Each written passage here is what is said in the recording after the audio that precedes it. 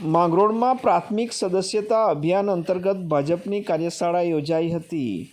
માંગરોળના ધારાસભ્ય અને પૂર્વ કેબિનેટ મંત્રી ગણપતભાઈ વસાવા કાર્યશાળામાં ઉપસ્થિત રહ્યા હતા અને કાર્યકર્તાઓને માર્ગદર્શન આપ્યું હતું। સાથે જિલ્લા ભાજપના પ્રાથમિક સદસ્યતા અભિયાનના સંયોજક જગદીશભાઈ પારેખ તેમજ સહસંયોજક દીપકભાઈ વસાવા, રાજુભાઈ પટેલ, મહામંત્રીશ્રી વગેરે દ્વારા પ્રાથમિક સદસ્યતા અભિયાન અંગે વિસ્તૃત માહિતી આપવામાં આવી હતી। ધારાસભ્ય શ્રી ગણપતભાઈ વસાવા માહિતી આપી રહ્યા છે।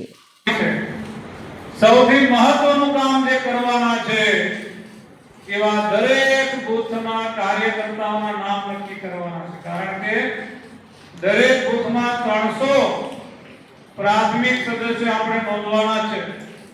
પહેલા તો ભારતીય જનતા પાર્ટી પ્રાથમિક સદસ્ય બનાવવા માટે મને લાગે છે કે 5 રૂપિયા ફી લેતી હતી, પછી 10 રૂપિયા કર્યો, હવે તો સાવ મફતમાં આપણે પ્રાથમિક સદસ્યતા બનવાનું છે ભાઈ। તો આ વિષયમાં આપણે બધા ગંભીરતા લઈને કામે લાગીએ મિત્રો। આવનારા આપણે ઘણી બધી ચૂંટણીઓ હજુ લડવાના છે, લડાવવાના છે, અને એના માટે આ બધી તૈયારીઓ અત્યારથી જ આપણે બધાએ કરવી પડશે। ઘણા બધા લોકો લોકસભાની ચૂંટણી પછી આખા દેશમાં કાર્યકર્તાઓને બધા નેતાશ્રીઓ પૂછે છે કે ભાઈ તમે તમારું મોરલ કેમ આટલું ડાઉન છે?